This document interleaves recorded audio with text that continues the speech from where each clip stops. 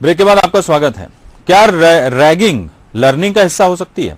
क्या आप सोच रहे होंगे कि ये सवाल कैसा है और ऐसा हो कैसे सकता है, लेकिन इंदौर के निक्स एकेडमी में ऐसा ही होता है और ये छात्रों की ट्रेनिंग का हिस्सा है।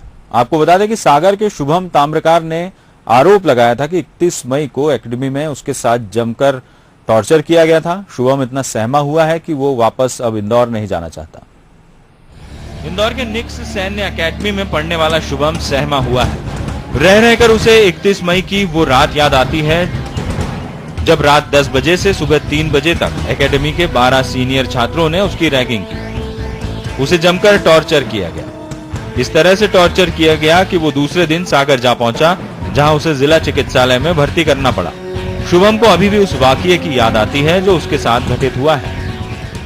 Sir Nix academy sir Indore regional park के पास सुबह बहुत ही बुरा व्यवहार हुआ सर मेरे साथ। मुझे मारा गया सर, मेरा सेलफोन छीना गया, मेरे पैसे छीन ले गए, मेरी रैगिंग ली गई, उल्टी कराई गई, सर उस पर रोल कराया गया, बहुत जोर से चिल्लाया गया।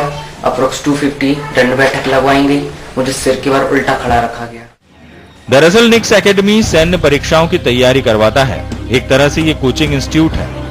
निक्स एकेडमी प्रबंधन और यहाँ के छात्र ये कबूल कर रहे हैं कि इस तरह से छात्रों को ट्रेन किया जाता है कि वो मेंटली और फिजिकली टफ हो सके। वो घटना नहीं थी, वो बेसिकली इनका फिजिकल और मेंटल एबिलिटीज को डेवलप करने का एक एक्सरसाइज था। वो एक एक्सरसाइज होती है कि उनको मेंटली टफ बनाने के लिए एक मेंटल टफनेस जरूर होना चाहिए, और लोगों में ये मेंटल टफनेस नहीं होती है और ये डेवलप करना पड़ती है। तो कई बार उनको प्रेशर डालना पड़ता है, उसके लिए संडेज को मैं प्रेशर टेस्ट लेता हूँ, इस तरीके से होता है। तो हम मजाक के तौर पर रैगिंग, मतलब एक उस एक्सरसाइज का नाम देना था तो उसको रैगिंग बोलते हैं। एक्चुअली में रैगिंग नहीं होता है वो, बट एक फिजिकल और मेंटल टफनेस तो लेना ही पड़ेगा ना। शुभम के साथ क्या हुआ था, अब ये उन्हीं छात्रों की जुबानी सुनिए जिन्होंने उससे सवाल पूछे थे। शुभम ताम्रकार जो सागर से आया था, एक्चुअली उससे हमने 10-15 क्वेश्चन एक साथ पूछे थे। हम लोग ग्राउंड में बैठे थे, 5 हम लोग सीनियर्स थे, हमने क्वेश्चन पूछे थे और वो उसी के मतलब उनका आंसर नहीं दे पा रहा था, थोड़ा कंफ्यूज हो गया था और उसको उस टाइम वो बहुत कंफ्यूज हो गया था, इरिटेटेड हो गया, तो उसने बहाना मारा। वो एक्चुअली फिजिकली फिट भी नहीं था, उसे हमने 2-3 पुशअप्स भी करवाए, उतने में उसने गिव अप कर दिया और वो चला गया। तो उसके बाद वो चला गया, रूम में छोड़ दिया उसको हमने कि अब जाइए, आपकी हो गई इतना। एक्चुअली वो रैगिंग नहीं होती है, it's an official training for army और SSB and that's it. No sir, pressurize हम कुछ नहीं करते हैं, हम उससे खुद से करवाते हैं। हम प्रेशराइज उसको इतना नहीं करते हैं, बस बताते थे, 1-2 बार प्रेशर कर देते हैं कि हाँ कि तुम करो करो, तुमसे होगा। हम इतना ही बोलते हैं कि तुम करोगे तो होगा, बट सर वो गिव अप दे देते हैं। हाँ, अब ये जरूरी है, ऐसा यहाँ पढ़ने वाले छात्र भी मानते हैं। लेकिन यदि किसी का मानसिक संतुलन बिगड़ जाए तो प्रबंधन इसका जिम्मेदार उसी छात्र को ठहराता है। साइकोलॉजिकल एक्सपर्ट की भूमिका खुद डायरेक्टर ही निभाते हैं और अपनी मौजूदगी में इस तरह की ट्रेनिंग करवाते हैं। मैं हूं ना एक्सपर्ट उसके लिए।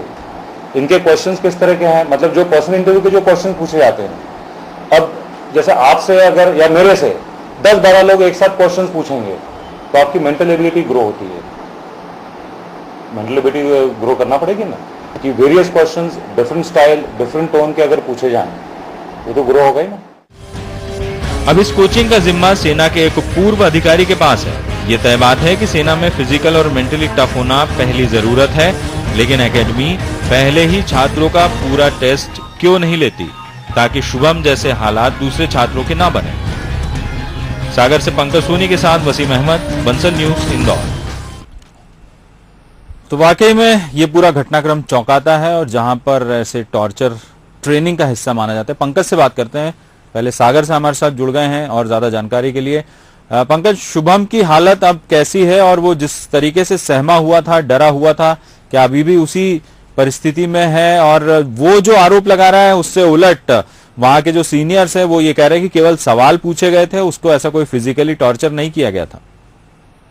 विजय जी, मैं आपको सबसे पहले तो ये बताऊं कि जो छात्र है उसने बताया कि वो अपने एक मित्र से 31 तारीख को जब उसकी रैगिंग हुई जम के, और उसके बाद उसको ऐसा लगने लगा कि अब अगर इसी तरह उसके साथ आगे चला तो वो जिंदा नहीं रह पाएगा, तो उसने फिर किसी तरीके से वहां से बच निकलने की कोशिश की और रात में ये पूरी घटना अपने परिवार को बताई कि इस तरीके से हुआ है, क्योंकि उसके मोबाइल को भी वहां के छात्रों ने अपने कब्जे में ले रखा था, उससे वो बात नहीं करने दे रहे थे। तो जब उनके माता पिता को ये पता चला कि वहां इस तरीके की स्थिति है, तो उन्होंने कहा कि तुम वहां से किसी तरीके से निकल आओ।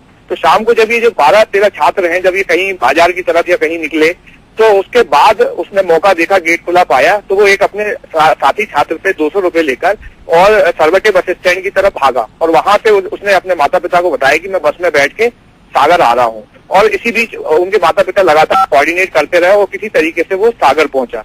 सागर पहुंचने के बाद उसने पूरी जो घटनाक्रम बताया वो बड़ा चौंकाने वाला था कि किस तरीके से उससे 250 से ज्यादा। बिल्कुल पंकज, यहाँ सवाल ये है, बिल्कुल ये तमाम बातें शुभम कह चुका है, लेकिन उसके जो आरोप है वो उन सीनियर्स के बयानों से मेल नहीं खाते, साथ ही एकेडमी के जो डायरेक्टर है उनसे मेल नहीं खाते। उनका कहना है ट्रेनिंग का हिस्सा है, ये कोई टॉर्चर या रैगिंग नहीं है, बल्कि मेंटली और फिजिकली टफ बनाने की कोशिश है।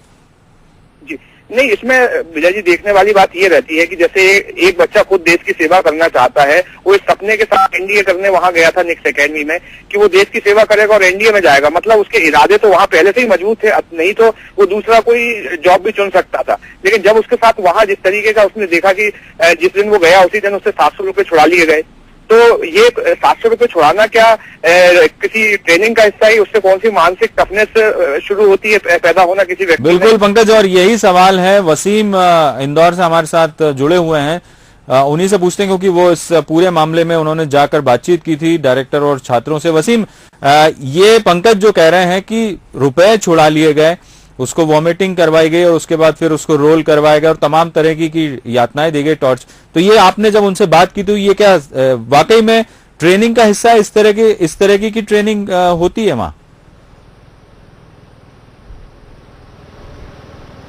जी देखिए विजय जी, असल में इस पूरे मामले में अगर हम रेगिंग शब्द के पर गौर करें, व्याख्या करें उच्च शिक्षा विभाग के निर्देशों के अनुसार, तो रेगिंग वह है जो किसी जूनियर छात्र को किसी भी तरह की मानसिक, आर्थिक या शारीरिक प्रताड़ना देना हो, या जिससे उस छात्र को किसी तरह का आघात हो जो उसके हित में ना हो, वो रेगिंग ही कहलाएगी। हालांकि जब हम यहाँ पहुंचे, बंसल न्यूज की टीम ने पहुंच के बात की निक्स एकेडमी के डायरेक्टर कर्नल दीवान जी से और अन्य स्टूडेंट से, तो वो इस तरह का वहां माहौल नजर आया कि सबको इस ट्रेनिंग का नाम दे दिया है जो रेगिंग का स्वरूप है, जिस तरह की व्याख्या है उसी को लर्निंग प्रोसेस और ट्रेनिंग का हिस्सा बता दिया गया है। इस वजह से वहां तो ये सब चीजें बड़ी कॉमन सी नजर आई, लेकिन गौर किया जाए तो दरअसल ये साफ तौर से एक तरह से रेगिंग ही थी, क्योंकि एक बात देखने वाली है, जिसे ये ट्रेनिंग कह रहे हैं उसको मानसिक तौर पर मजबूत करने की बात कह रहे हैं।